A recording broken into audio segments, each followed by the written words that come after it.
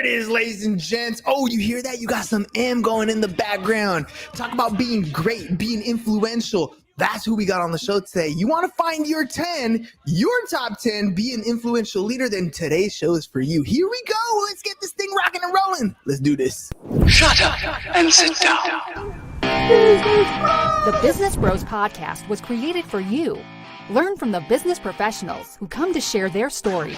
Find out what's working in business and social media, what's hot and what's not, straight from the mouths of successful entrepreneurs out there doing the real work.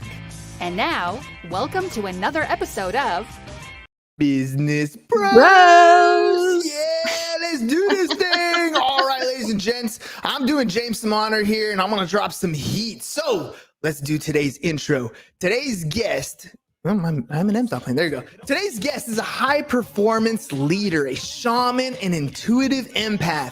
As a leader of not one, but 6 high-performing teams, she's using her experience and skills to help you become a high-performance leader. When you're ready to find your top 10 rock star skills and positively impact more lives, then buckle up and get ready to learn. Let's welcome to the show the author of The Question Journey and an energy integration coach, Miss Trish Bishop. All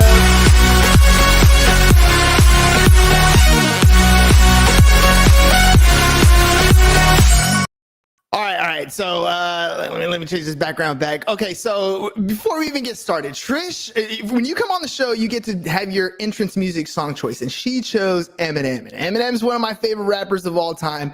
So I gotta tell you guys who follow, I gotta show you my quick little parody video. It was I always find these things embarrassing to me personally, but sometimes you gotta bust it up out here. So check this out, Trish. This is me doing Paging Gary V. Does anybody know where he is? Paging Gary V. Oh my gosh, where is he? Will Gary V please hit me up? Gotta get him to the stage. I repeat.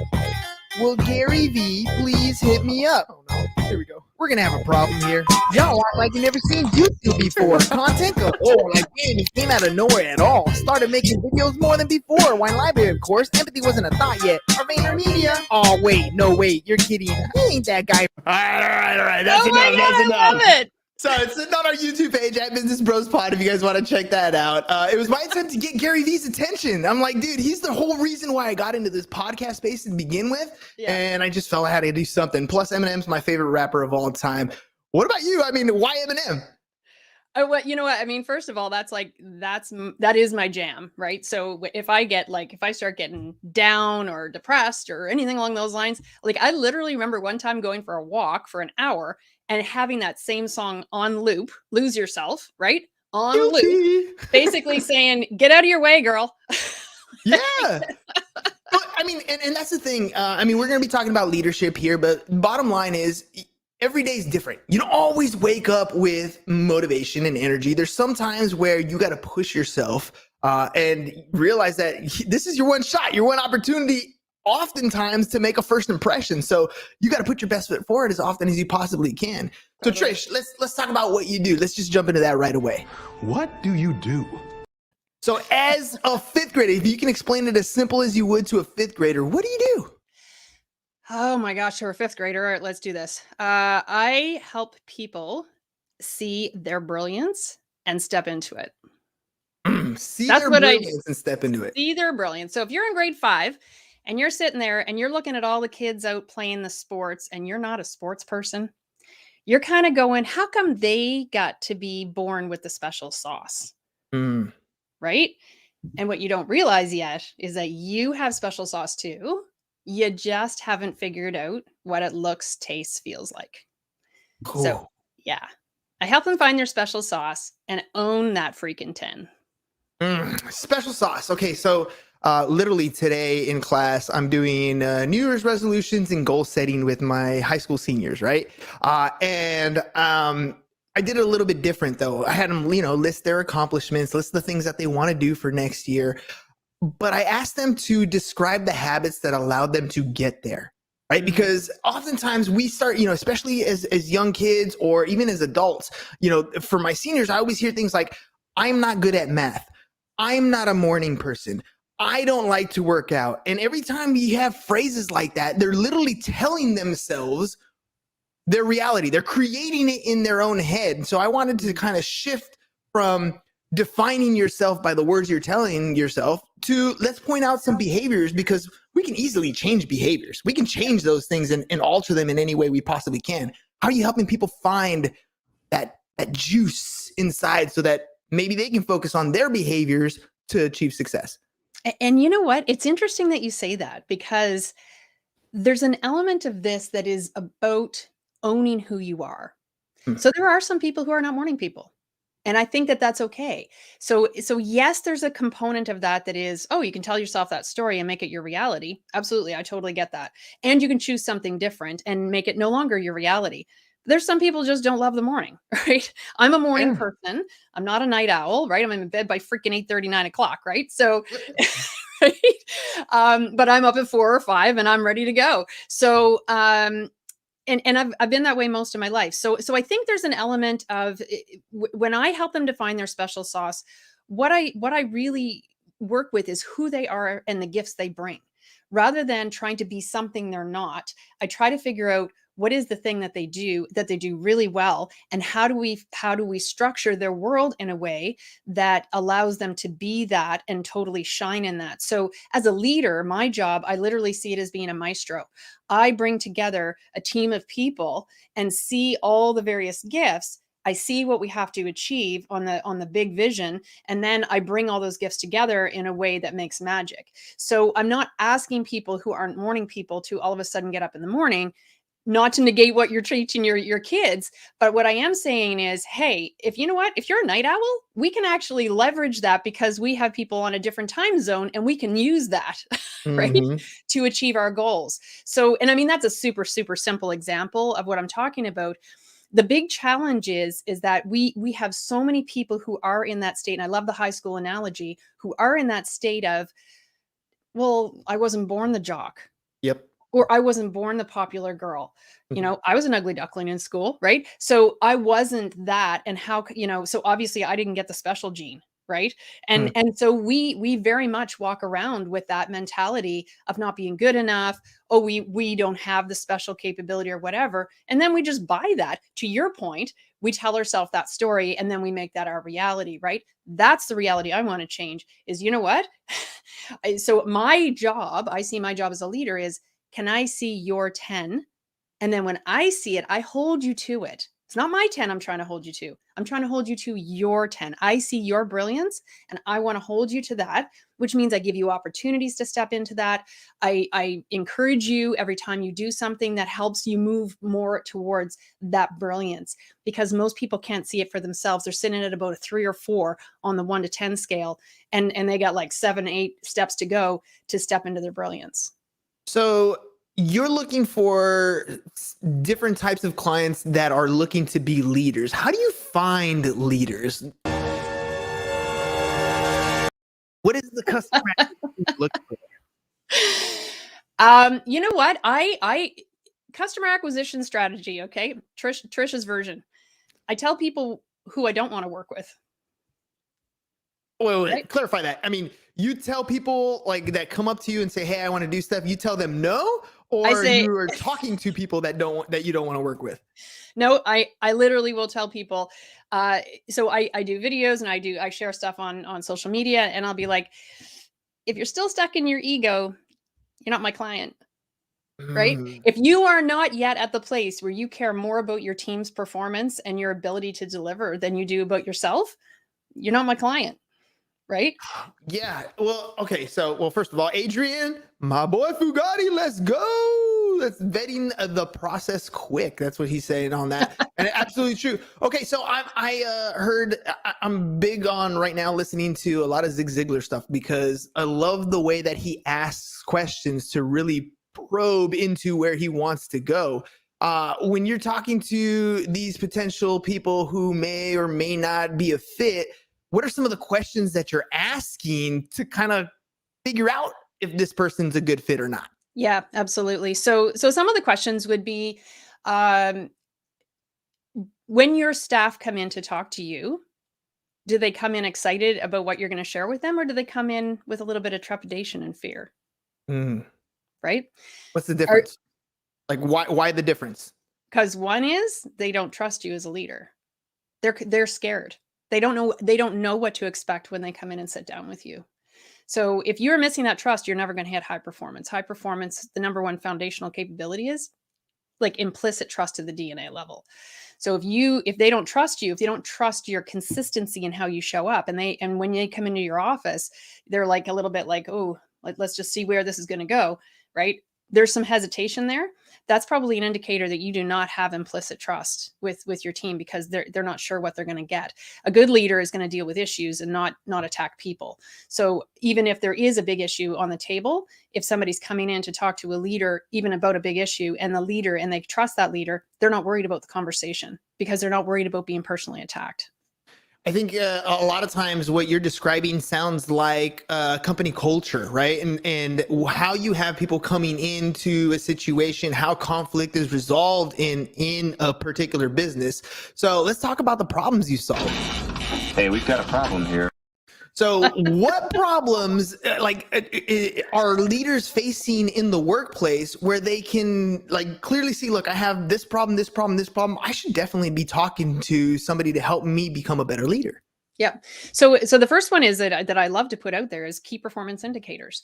And more times than not, the leaders that I come across aren't even tracking their KPIs. Like they don't even have any, right? And so one of the things that I'll do out of the gate, because the way that I help leaders develop their capability is very much off the beaten track. It is not your average, what you're going to get if you take a leadership course. That is not what I do.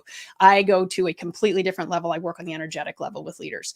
So I know that's like completely off the beaten path, as you know, right? So, but in order to make that real, at the end of the day, business is business, right? So we do have to deliver. And in order to deliver, the first thing that I do with the people that I work with is, what are your KPIs? And if they don't have them, we'll identify some so that they know that they're hitting targets. So some things or indicators that would look like is, we have initiatives come in all the time, but we never get any traction. We have projects that have been on the books for years and they're still sitting there and no one's willing to let them go, but we're still not delivering.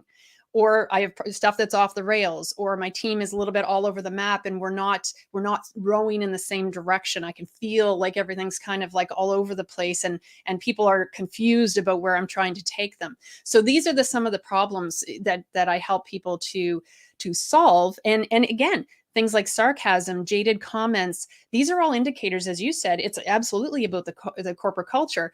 The issue is a lot of leaders put that into the box of, oh, that's HR's problem to solve. It's somebody else's issue. No, it's not. Why am I going to deal with it? It's not my problem. I'm supposed to make sure that the schedules are put into place and that the deliveries are put in. Dealing with people, that's what my sales force is for. That's what my HR is for. The accountability, it's not always there. Okay, so if that's the case, let's talk about who is that ideal client that you're looking for. So if you're looking for leaders, there are all kinds of them. There are the ones who are oblivious, who are just here and using a process. I think of McDonald's, for example. The system's already in place. So is a manager in that role somebody who can be a high performance team leader, or are we talking about somebody who maybe has, I'm like myself, it's the podcast and I have one virtual assistant who helps me out on the podcast. I have another team member that helps me out with our paid ads and creating, campaigns. Who's this ideal person? And I forgot to hit my clip. I am looking for qualities beyond the physical. Exactly. Beyond the physical. What ideal client are you looking for? Describe that to me. Yes. So I'm looking for the client. First and foremost, my sweet spot is corporate. Okay. So, not that you don't have things that you might learn or whatever, but you're not my sweet spot. The sweet spot for me is going to be corporate. It's going to be North America. It's going to be people in a team leader, supervisor, or manager position. Directors as well. I'm not interested in playing in the VP CEO space. I want people who have the highest impact on the highest number of people. So the people who are closest to the people in terms of who they're leading. That's where my sweet spot is. And I mean, look at the Great Resignation, right? My theory on this, and it is proven out in a number of articles, but my theory on this is people got, as a result of COVID, they stepped out of the toxic culture and the toxic even leadership. And when they had the opportunity to go back, they're like, Why? I don't think so. I'm less stressed. I'm happier, even if I'm unemployed. Like, I'm not going back to that leadership style. So there's a big wake up call going on right now, where if organizations want to keep top talent and want to attract top talent, and let me be really clear, you can build a high performance team without top talent. I don't want to, you absolutely can. And I've done it a number of times. So you don't have to have top talent to build high performance. And so these organizations are now coming to this realization that something's got to change. And this job is not the job of HR. It is absolutely 100% the job of the leader. And they're going to have to your point, take that accountability, and they're going to need to own it. And what I'm looking for specifically are those leaders who are saying, you know what? I do care about my team as individuals, and I do want our team to deliver, and I'm ready to make the changes within myself to step into that space to take them where I know they're capable of going. Recently, I had Dr. Bob Nelson and Mario Tamayo on the show, and they were talking about having fun at work. Like, having fun at work will get work done, and it's a completely different shift in the way things are going in our economy, period, in the job space, period. Like you were talking about the Great Resignation. When you're creating some of these cultures, how much fun is involved in the interactions and the meetings and the conversations that the leaders are having with their teams?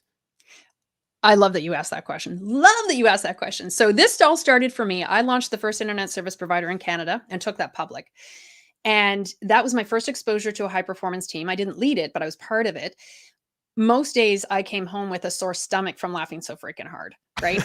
and not only that, but also everybody was learning, right? And so nobody had an issue with their ego going, oh, I'm not going to ask that question. I might look like an idiot. It was like, how does that work? Right. And somebody would step up and give you the information. So it was a beautiful experience. And then I started to work for other companies, and I was like, whoa, what just happened here? And that's why I started to build this high performance capability, because I'm like, no way am I working in anything other than what I already had. And so we do spend a lot of time. In fact, I've had people on the floor in my organizations that I've worked with, talking about the laughter that goes on in my office if we have a closed door meeting with the team or whatever. And we do encourage laughter. It has to be fun, because you spend a lot of time, you spend more time with the people you work with than people at your own home. So if you're not having fun there, and this is a big part of my passion around this, I don't think it's okay for people to show up to do work they love in a place they hate. And there's so many people that show up to work and they actually are literally crying before they leave for work in the morning. And I'm not okay with that. I don't think that that's cool. Well, the other side of that is the retention and the actual work that gets done. I feel like, when you want to go to work, you go to work for a company that you believe in. It's almost like, it's like, for me, it's football. We just finished fantasy football, right? And so at the end of the season, we're paying out winners and losers, and now everybody's talking about playoffs, and they wear their jerseys with pride, and that's their team, right? It doesn't matter if their team goes up, it goes down. They are bleeding whatever colors they are on their team, because they bought into the idea of, this is my team. That is my quarterback. That is my receiver. That is my defense, right? This is my team. And it's different than somebody else who, maybe, your spouse, for example, you live football. She likes football because you like it, right? And that's a different feeling for that same sport. And I feel that's how employees are when you don't have a place that you love to go. They're going to go for the paycheck, and they're going to do the very minimum possible because they don't really want to be there. They want to get there, do what they need to do, and get the heck out. But what you're describing is a team, and it reminds me of Google, for example. People want to go there. They want to innovate. They want to ask questions. They want to improve. And it's the dynamic of the leader that really changes that, because you can have it internally. I've seen this as well, where one department is fantastic and the other one is cancerous and dying and has turnover like crazy, right? So, let's talk about getting people on board with you so they can make that change. What is your process like? Thank you so much.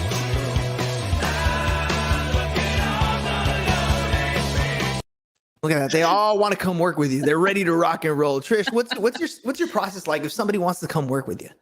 By the way, I bleed blue and silver. And tell me Dak Prescott is not one of the best leaders on the field right now, right? You know what? I thought when he had his injury that he was done. I didn't think he was coming back. He came back way stronger than he did in the past. But I'm sorry that you're a Cowboys fan. I know.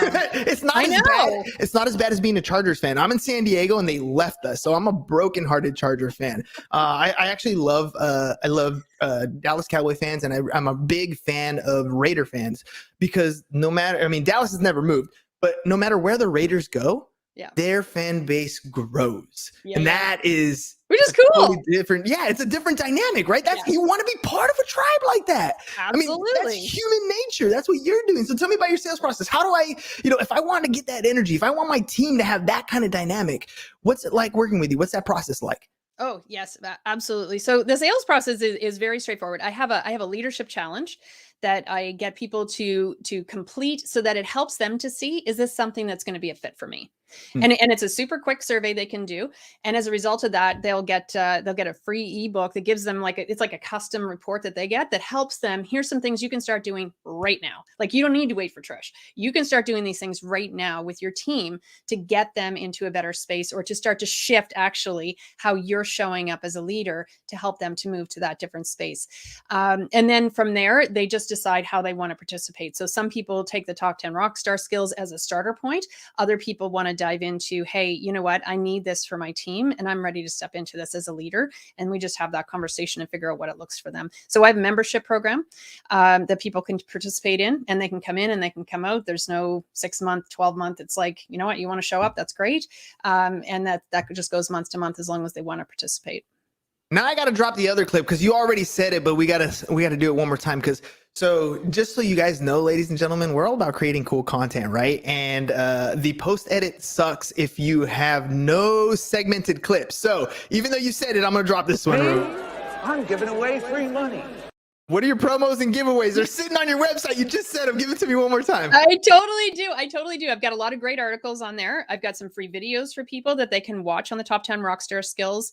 I've got a free ebook on the top 10 rockstar skills. I've got a free ebook on leadership that you can get if you do the leadership challenge. So all of those things are available on the website. Go for it. Check it out if this is something that that resonates with you. And that's what I'm all about, right? I'm all about the energy. So if it resonates, let's chat.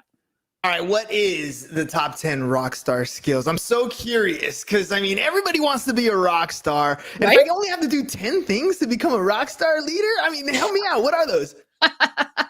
Well, the thing with the rock star skills is that these are skills that are not generally taught in school and that anybody can learn. What I did is I watched high performers and I identified what differentiates them from everyone else. So here they are. First 5, pretty basic and foundational. You'll go, well, no, duh. The last 5 is where it starts to get really interesting. Can I pop these off the top of my head? Yeah. No pressure, right? I just threw you. I know, right? Give me 10 right off memory. I can do this. Respectful communication. And that's huge. That is the foundation for everything. It's not just communication. It is respectful communication. Okay. Honesty and integrity. Problem solving.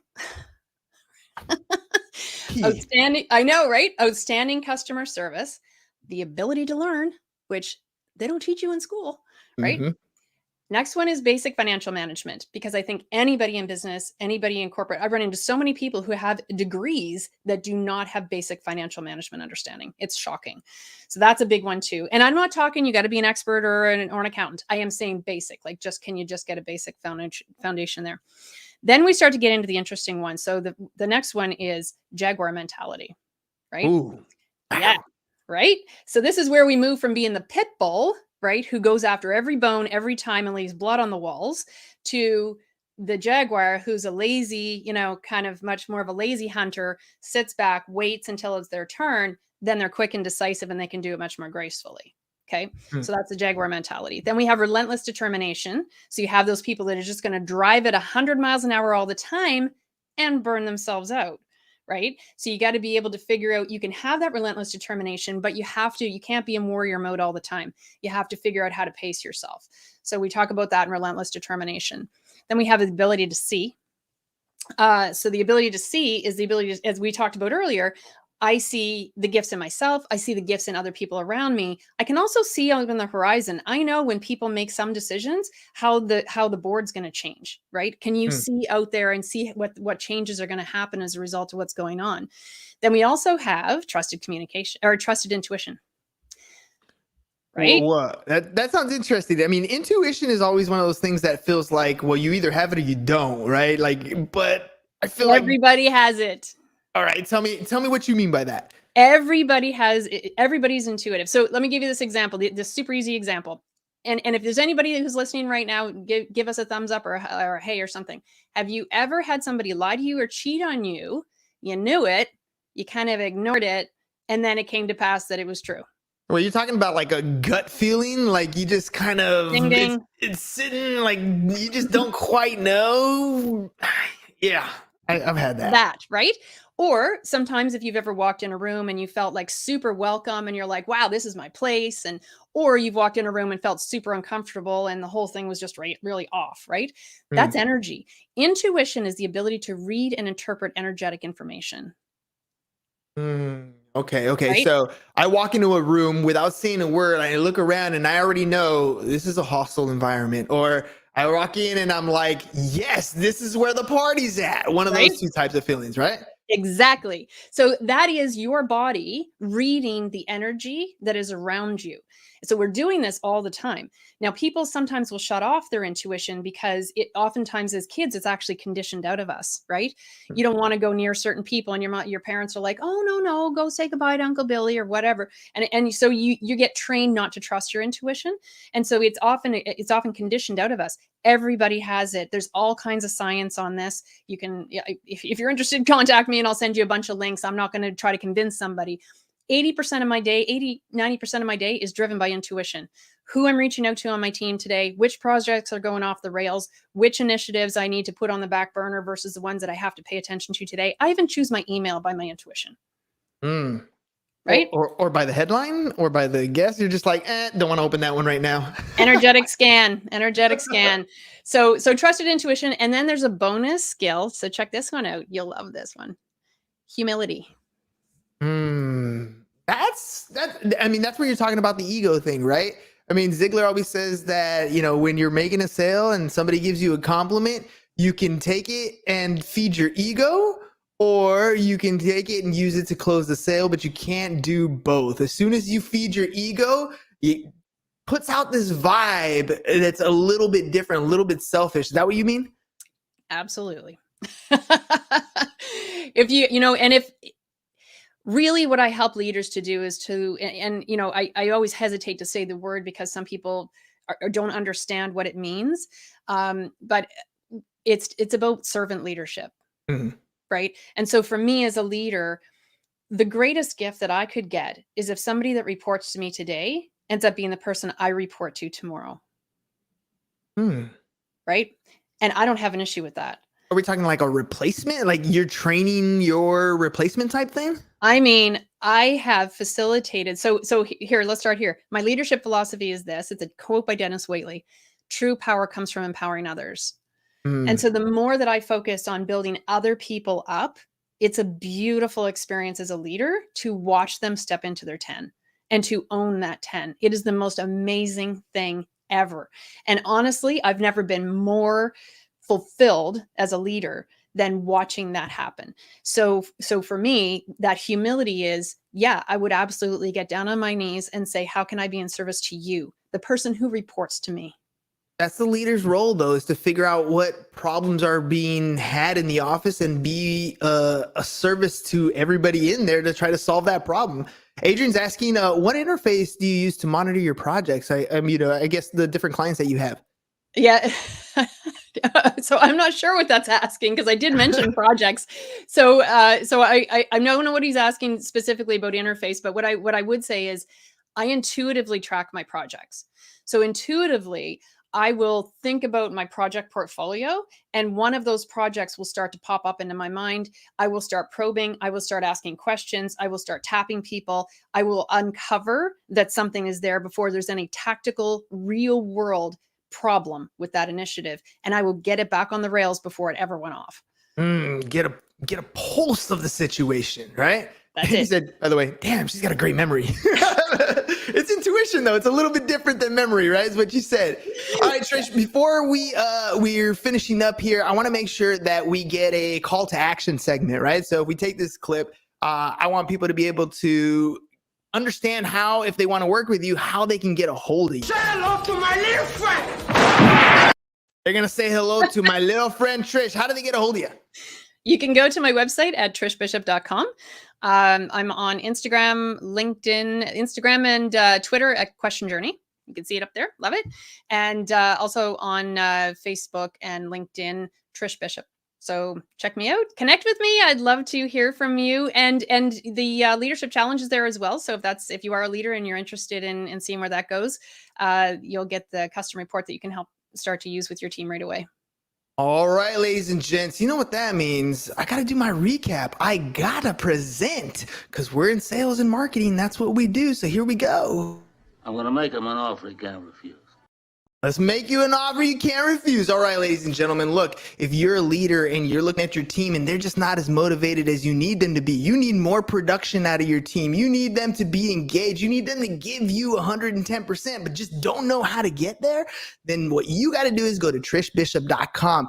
When you go there, you can schedule a free 30-minute consultation to see if you're a good fit. You just listen to Trish's episode, you're getting the energy and the vibe. So make sure you go to trishbishop.com, schedule your 30-minute consultation for free. And she's even going to give you a copy of her book, The Question Journey. It's up to you.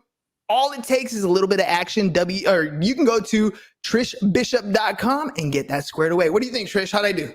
Love it. You rock. All right, one more question. We're huge on video testimonials. For us, in the sales world, word of mouth is the best way to grow, and video testimonials capture the energy and the enthusiasm of satisfied clients. You were a guest on the Business Bros podcast. What was your experience like? You know what? I have to say, this is the most fun I've had this year so far. Yes. Right. And, I do a lot of podcasts. And what I would say is that your energy is not just amazing and beautiful, it's infectious. And there's nothing better than, me showing up here to hang out with you and having this much fun. Awesome. Well, let's be honest. If you didn't come with the energy, it'd be very difficult to maintain that high level. So thank you very much for coming on the show. Adrian says, by the way, wow, this is a great segment. Excited to check out her stuff. And you got some great synergy, which means we did it together. Me and you, Trish, we rocked it. That's what I'm talking about. All right, ladies and gents, make sure you guys go over, check out Trish's website, trishbishop.com. If you're a leader trying to expand your team, make sure you guys check it out one more time, trishbishop.com. Trish, thank you very much for being on the program. I'm glad you had a good time. And to the audience, I hope you learned, look, if you want to make it rain, if you want those dollars to be coming in, then you need a great team behind you. Be that guy at the front of the orchestra who's swinging the little sticks, because you got a team of people. And if you can get them all on the same page, it's harmonious. It's a symphony, right? That's how we go. All right, ladies and gents, we'll see you guys again next time. Peace, and we're out. Thank you for listening to the Business Bros Podcast. Are you looking to get more clients or to increase your income? Hernan, the business bro, can help you generate referrals through the power of podcasting. And James, the insurance bro with Pipeline Insurance, can help you effectively add insurance to your existing business. If you are ready to create wealth today and generational wealth for tomorrow, email businessbros@csfirst.com to schedule a free consultation. Or join the Business Bros Network, www.businessbros.biz.